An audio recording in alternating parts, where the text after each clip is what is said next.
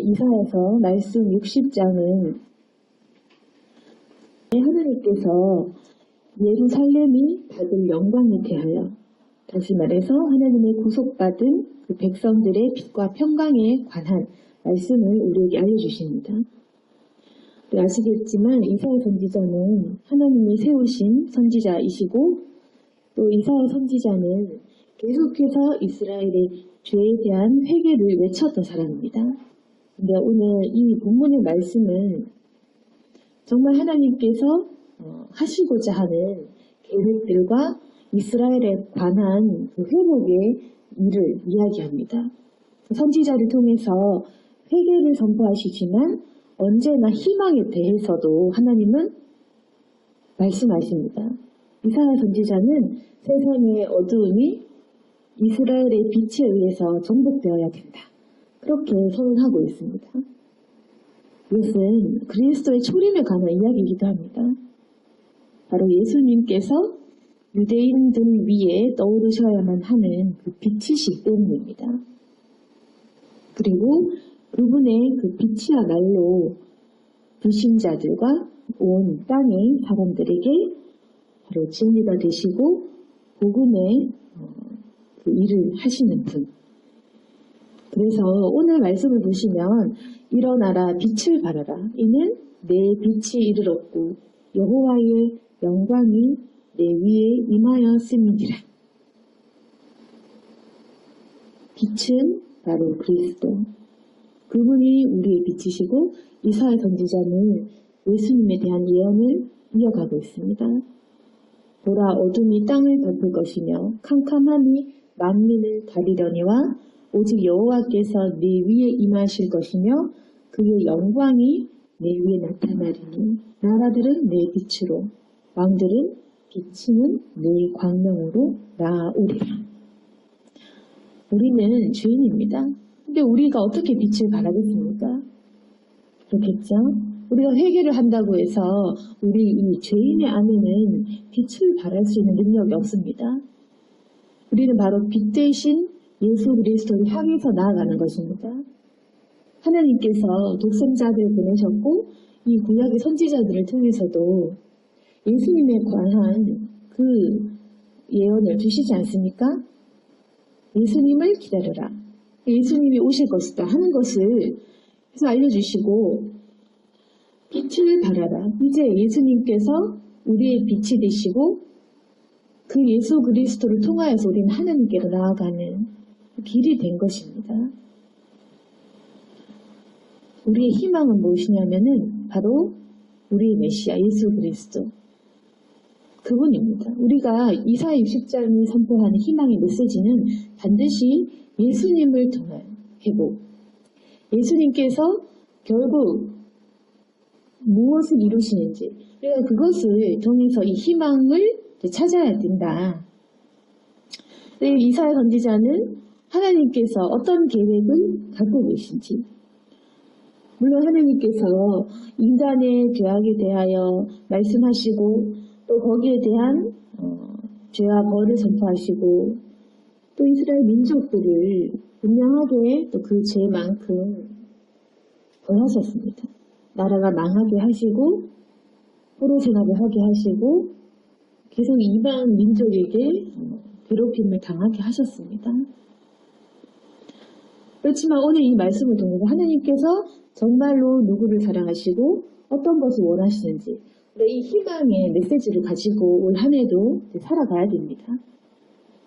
어떤 복이냐, 우리가 하나님께 받을 수 있는 그 축복, 그리고 예수 그리스도를 통하여 우리가 누릴 수 있는 그런 축복은 어느 정도의 것이냐면, 4절에 보시면 내 눈을 들어 사방을 보라, 우리가 다 내게로 오느니라.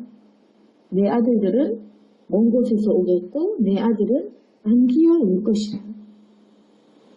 그래서 일단은 하나님께서 주시는 그 복은, 물론 이 내용을 보면 이제 이방인 개종자들이 이스라엘 왕국으로 이제 오는 거, 그 사람들 소유물을 바치는 거, 이러겠죠. 쉽게 말하면 사람을 주신다는 얘기입니다. 이방인뿐 아니라 이 사람들, 그 무리가 다 모여서 이제 오는 것. 원래 이제 하나님께서는 흩어지게 하시고 다 도망가게 하시고 그렇게 했지만 이제는 무리가 모여서 너에게로 온다. 그러면은 우리가 이제까지 슬프고 눈물 흘리고 힘들었던 마음들이 어떻게 되냐면 5절에 보시면 네가 보고 기쁜 빛을 될 것이다. 네 마음이 놀라고 또 화창하다. 그런데 또 놀라운 것은 하나님께서 부요함도 주시는 것입니다. 바다의 부가 네게로 돌아오며 이방 나라의 재물이 너에게 온다. 1절 보시면 허다한 낙타 미디안과 엘바의 어린 낙타가 네 가운데 가득할 것이며 수바 사람들은 다 금과 유향을 가지고 여호와의 찬송을 전파할 것이다. 이방인들이 올 때는 그냥 오는 것이 아니라 이런 많은 그 사람들이 소유물을 가지고 감사 예물을 드리는 것입니다. 아라비아 사람들의 이 많은 보물들 결국에는 이 이방 사람들도 그리스도의 십자가로 돌아올 것이라는 암시라고 볼 수 있습니다. 게달의 양무리는 다 내게로 모일 것이요 느바요스의 수량은 내게 공급되고 내 제단에 올라 기꺼이 받음이 되리니 내가 내 영광의 집을 영화롭게 하리라. 굉장한 이것은 회복입니다. 게달의 양무리 느바요스의 수량 게바 느바요스는 이스마엘의 장남의 이름이고 차남의 이름입니다. 하나님께서 이 양무리와 이 수량을 이제 너에게로 준다. 내가 그 재물을 기꺼이 받겠다. 이건 회복입니다. 회복.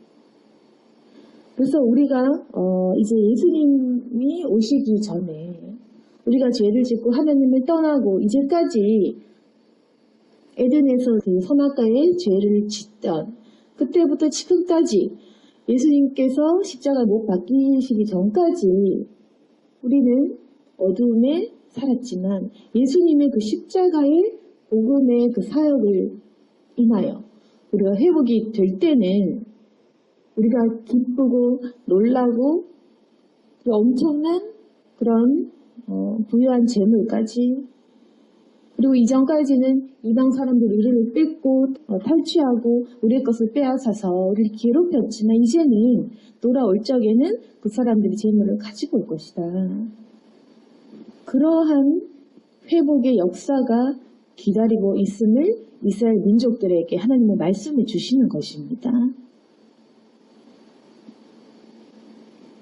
그래서 9절에도 보시면 이스라엘의 거룩한 이에게 드리려 하는 자들이라.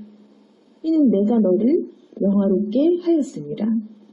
그래서 이제 먼 곳에서부터 그 은금을 싣고 와서 여호와 이름에 드리고 하나님께 드리려 하는 자들이 있다. 이런 식의 그런 엄청난 섬김 그리고 하나님에 대해서 회복하는 그런 일들이 있습니다. 근데 왜 이런 회복 역사가 일어났냐? 바로 하나님의 은혜인 것입니다. 10절에 보시면 내가 노하여 너를 쳤으나 이제는 나의 은혜로 너를 불쌍히 여겼은지. 이거가 우리가 하나님을 의지할 수 있는 이유입니다. 그러니까 하나님의 그 마음은 어떤 것이냐면 내가 노해서 분노해서 너를 쳤지만 이제는 나의 은혜로 너를 불쌍히 여길 것이다. 이 말이 왜 중요하냐면 보십시오. 내가 노하여 너를 쳤지만 이제 네가 고쳤기 때문에 너의 의로 이제 네가 좀 뭔가 됐기 때문에 내가 너를 살려준다. 이게 아니라 나의 은혜로 너를 불쌍히 여긴다. 이거가 바로 복음의 핵심인 것입니다. 우리의 간절한 어떤 회개와 또는 간절한 어떤 의를 쌓고 선을 향한 그 행위를 통하여 하나님의 그런 그 긍휼을 받고 우리가 그렇게 노력을 해서 취하는 것이 아니라 하나님의 은혜로 우리를 불쌍히 여기시는 그 섭리가 바로 복음의 핵심인 것입니다. 그래서 모든 것은 전적인 하나님의 은혜로 인하여, 그리고 우리가 선한 것이 있으니까 하나님이 좀 이게 아니라 우리를 불쌍히 여기셔서, 하나님은 분명히 분노하셨고 우리를 치셨고 우리는 하나님의 분노를 당할 만큼 악하지만 그럼에도 불구하고 하나님 우리를 불쌍히 여기시겠다는 것입니다. 이 마음을 알면 복음을 이해를 할 수가 있습니다. 그런데 우리가 이 마음을 모르면 복음에 의문점이 생깁니다. 뭐냐면 하나님이 왜 사람을 사랑하신다면서 왜 분노를 왜 해? 이렇게 얘기하거나 하나님 우리를 사랑하는데 나를 왜 치시나? 이렇게 이야기할 수도 있습니다. 또 아니면 그리스도인들은 죄 짓는데 왜 하나님 은혜라고 하냐? 죄 지어놓고 왜 용서받는다고 뻔뻔하게 얘기하냐? 왜 그리스도인들은 죄 지으면서 천국 간다고 얘기하나? 이렇게 생각할 수도 있는 것입니다. 그러니까 어떠냐면 이제 이해를 하지 못하면 왜 나에게 분노를 하는지, 그리고 왜 나를 치시는지, 또는 왜 나를 사랑하시는지, 왜 나를 용서하시는지, 그리고 왜 내가 천국 가는지 모두가 이해가 안 된다는 것입니다. 하나님의 마음을 모르면 하나님께서 인생 채찍을 드실 때도 하나님 나를 왜 치시나 이해를 못하고, 또 하나님이 나를 불쌍히 여기시는 것도 이해를 못하고, 하나님이 설마 나를 용서하셨겠나, 하나님이 설마 나를 구원하셨겠나, 설마 나 때문에 죽으셨겠나, 이제 이런 의문을 가지고 믿음을 제대로 가질 수 없습니다. 하나님의 마음을 모르면 천국 가는 확신이 없는 것입니다. 나 같은 인간은 설마 라고 합니다.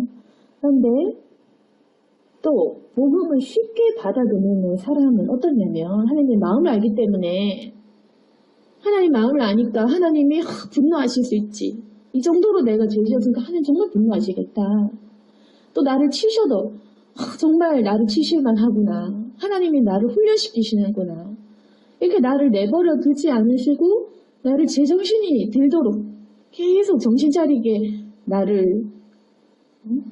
도와주시는구나. 또 내가 잘 풀릴 때는 이것은 하나님의 은혜구나. 그리고 하나님이 나를 용서해 줄 때는 나를 불쌍히 여기신 하나님의 긍휼이구나. 그리고 내가 천국 간다고 그런 하나님 말씀을 들을 때는 이것이 하나님의 사랑이고 복음이구나, 그리스도의 능력이구나, 이렇게 된다는 겁니다. 하나님의 마음을 아는 사람, 그리고 하나님의 마음을 모르는 사람, 이 복음을 받아들이는 사람, 받아들이지 않는 사람, 그 사람의 길은 다른 것입니다. 복음을 받아들이지 않는 사람은 계속 하나님의 그 일들을 정죄하는 걸로, 하나님을 반항하고 하나님을 원망하는 길로, 아니다, 없다 이렇게 부인하는 길로 가고, 창조주 자체를 없는 것, 무신론적으로 계속 갑니다.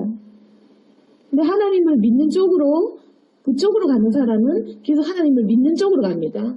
하나님이 때로는 내 죄 때문에 분노하시 나를 치셔도 그래도 믿습니다. 끝까지 용서하시겠지, 언젠가는 구해주시겠지, 이것은 섭니다. 계속 믿는 것입니다.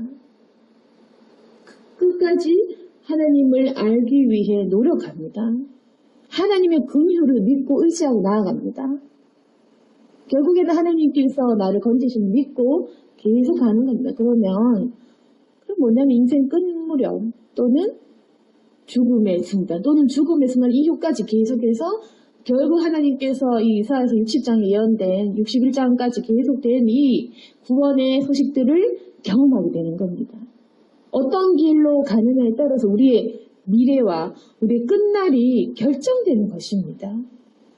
어느 길로 갈 건지, 무신론적으로 갈 건지, 하나님이 분명히 존재하시고 나를 불쌍히 여기고 계심을 믿을 건지, 우리 믿음의 의지대로 그렇게 우리의 끝날이 정해지는 것입니다.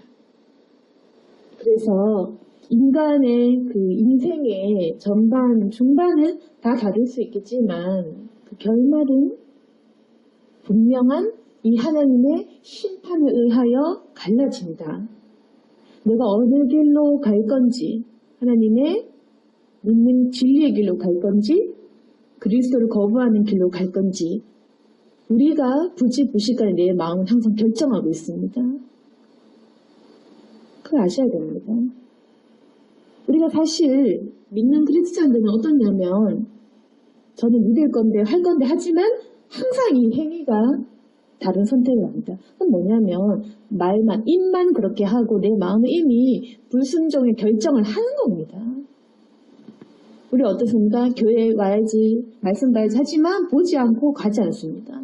믿지 않습니다. 그건 뭐냐면 내 마음 결정한 겁니다. 오늘은 말씀 보지 않으리라 결정한 겁니다. 그래놓고 이제 입으로는 저는 말씀 읽을 건데요. 저는 믿을 건데요. 저는 순종할 건데요. 할 건데요 하면서 100년 지나면 이미 심판했대. 근데 할 건데요 하면서 계속 안 하면 이미 내 마음은 오늘도 안 하기로 결정을 한 거고 어제도 그저께도 수십 년간 안 하기로 결정을 해서 그렇게 살아온 겁니다. 내일 할 건데요. 오늘 죽으면 어떡하려고 내일 할 건데요. 10년 뒤에 할 건데요. 1년 뒤 죽으려면 어떡하려고 10년 뒤에 할 건데요. 이미 우리가 아무리 입술로 저는 순종할 건데요. 어떻게 할 건데요. 저는 했습니다. 말과는 상관없이 우리 행위가 이미 결정을 해서 오늘의 내 삶을 살아간다면 계속 내 마음의 결정은 내일 분초 계속 하고 있는 것이고 나는 오늘 그 결정대로 인생을 산 것입니다. 그래서 우리가 상당히 불순종하고 있는 이 상태로 살아가고 있습니다. 그러니까 얼마나 무섭고 우리가 죄를 인지하지 못하고 깨닫지 못하는 것이 얼마나 두렵습니까? 깨닫지 못하면 왜 하나님께서 이 강추위와 질병을 주신지 깨닫지도 못하는 채로 딴 생각을 하고 남 탓을 하고 시대를 읽지 못하고 종말론적인 그 신호를 깨닫지 못하는 그래서 아무것도 준비하지 못하는 그런 상태가 오는 것입니다. 반드시 기억할 것은 내가 이제까지 내가 결정한 대로 살아왔다는 것 그리고 오늘 하루도 내가 결정하는 것 내일도 반드시 나는 결정해서 그렇게 살 거라는 겁니다. 불순종은 내가 결정하는 것입니다. 하나님이 그렇게 한 것이 아니고 하나님이 기다리실 뿐이지 불순종은 내가 한 것. 하나님은 순종할 때까지 기다리시는 분. 그리고 순종은 내가 반드시 하는 것. 그 말은 뭐냐면 계속 불순종하면 회복은 안 온다는 것입니다. 순종의 길로 가라는 것입니다. 그래서 그러면 뭐냐면 또 어떤 사람은 이해를 못하겠죠. 내가 하는 것이 아닌데 왜 순종하라고 합니까? 이렇게 됩니다. 그 사람이 영적으로 무지하면 어떠냐면 그러면 예수님께서 다 하시는 건데 그럼 죄 지어도 예수님 용서하겠네? 죄 지어야지. 하나님은 감도짓 해도 뭘 딴짓을 해도 또 그걸 용서하시겠네? 그럼 죄 지어야지. 계속 이런 식으로 그럼 하나님께서 나를 치시지만 나를 무상히 여기시겠네? 그럼 죄 지어야지. 네, 아시겠죠? 죄인의 흐름을. 죄인의 패턴은 계속 죄 지어야지 이걸 외친다는 겁니다. 하나님 용서하실 거니까 죄 지어야지. 예수님 오셨네. 그럼 죄 지어야지. 예수님 다 해결하셨다. 그럼 죄 지어야지. 그러니까 이 인간의 패턴, 죄인의 패턴은 하나님이 결국 용서하실 거고 그럼 해결하셨고 구원하실 것이고 못 박히셨고 그 날 긍휼히 여기시고 그러면 죄 지어야겠다. 이게 하나님을 믿지 않는 사람의 패턴이라는 것입니다. 그 반드시 아셔야 됩니다. 하나님을 믿지 않는 사람의 패턴은 뭐냐면 그리스도를 아직 복음으로 빛으로 내 안에 모시지 않는 사람의 패턴은 결국 용서하실 거니까 죄 지어야겠다. 내 의가 아니라면 죄 지어야겠다. 내가 노력하는 행위 아니라면 그럼 난 죄 짓는 행위 해야겠다. 이게 복음을 받아들이지 않는 패턴이고 진리 대신 예수님을 받아들인 사람의 이 영적인 패턴은 뭐냐면 용서하셨으니까 제대로 살아야겠다. 나 같은 악한 죄를 용서하셨기 때문에 죄를 안 지어야겠다. 결단하겠다. 하나님께서 나를 긍휼히 여기셨으니까 나도 이제 하나님 위해 살겠다. 하나님께서 나를 위해 독생자를 보내셨고 나를 위해 죽으셨으니까 이제 나도 그분 위해 죽어야겠다. 이것이 바로 그리스도를 받아들이는 사람들의 믿음의 패턴입니다. 여러분은 과연 어느 패턴에 따라 살고 계십니까? 아직도 내 신앙이 진짜라고 믿고 계시겠지만 한 번은 내가 가짜구나 이걸 체험해야 됩니다. 내가 가짜였구나. 내 믿음이 진짜가 아니구나. 과연 진짜 그리스도인이 몇 명이나 저기 있습니까? 내 자신을 판단하는 것도 내 몫이고 그 내 결정과 내 판단에 의하여 내 인생이 내 흐름이 따라가겠죠. 내가 어떤 모습으로 살아갈 건지, 내가 내 자신을 어떻게 보는지. 믿는 사람의 패턴은 반드시 이렇습니다. 하나님 용서해 주실 거니까 너무 고마워서 죄를 짓기 싫고, 우리 안 짓는다 이렇게는 말 못하겠지만 정말 죄 짓기 싫어서 노력하고, 용서하실 것이지만 그 용서가 너무 감사하니까 이제 죄가 보기도 싫고 짓기도 싫고. 그리고 예수님께서 이렇게 너무 많이 용서하신 그것이 마음이 아파서 제대로 살고 싶고, 그리고 하나님이 날 도와주셨으니까 내가 남을 돕고 싶고, 하나님 나를 사랑하셨으니까 남을 사랑하고 싶고, 하나님이 자꾸 내 일을 해결해 주시고 나를 살려주셨으니까 나도 이제 이 남은 인생을 하나님 위해 살고 싶고, 주님 시키신 명령대로 내가 이제 그분의 일들을 돕고 싶고, 그 구속사역에 내가 참여하고 싶고, 그분이 하라고 하시는 그 말씀대로 살고 싶고, 예수님 위해서 죽고 싶은 것입니다. 이것이 바로 그리스도를 내 마음의 빛으로 모신 사람의 그 변화된 심령은 이런 것입니다. 변화된 심령을 받으면 이제 내가 그리스도를 위하여 죽겠노라 이렇게 되는 것입니다. 그래서 우리가 왜 자꾸 죄의 패턴으로 들어가는지 오늘의 결정에 따라 살아가는 것입니다. 이사야서 60장은 결국에는 하나님이 주신 우리의 희망에 대한 복에 관한 말씀이고 이것이 반드시 우리 인생에 올 것입니다. 그런데 분명한 전제가 된 것은 내가 그리스도를 받아들여야 된다. 이건 당연한 거. 분명히 내가 그리스도를 받아들여야 되고 내가 예수님을 온전히 주인으로 모실 때에 우리는 그리스도의 빛으로 나아갈 수 있는 겁니다. 그래서 우리가 이사야 선지자의 죄의 선포에 대한 말씀도 반드시 들어야 되고, 말 안 들으면 노예생활한다, 친다, 이거 반드시 받아들여야 되고, 그리고 동시에 난 죽었구나 이게 아니라 동시에 하나님이 하신 그 희망의 메시지, 구원의 아름다운 소식이 있다. 가난한 자에게 아름다운 소식을 전하게 하시고 마음이 상한 자를 고치고 포로된 자에게 자유를 갇힌 자에게 노임을 선포하신다는 그 하나님의 소식을 반드시 같이 기억을 하는 겁니다. 그러면 우리가 이제 복음을 받아들이지 않는 사람은 하나님 날 미워하는구나 치는구나 우울한 마음으로 살아가겠죠. 그렇지만 그것 또한 아닙니다. 하나님을 믿는 사람은 하나님을 치셔도 하나님께서 때로는 나를 징계하실 때가 오더라도 분명히 하나님께서는 결국 나를 회복시킬 것이다. 이 시기를 잘 견디고 내가 하나님께 돌아가자. 회개하면 하나님께서 나를 분명하게 용서하시고 건져 주실 것이다. 이렇게 믿는 것입니다. 그래서 오늘 말씀을 정리하겠습니다. 주님께서 이제는 우리에게 말씀하십니다. 일어나 빛을 발하라. 네가 항상 누워있고 넘어져 있고 쓰러져 있느냐. 너 이제 일어나라. 일어나서 빛을 발하라. 네 빛이 이르렀다.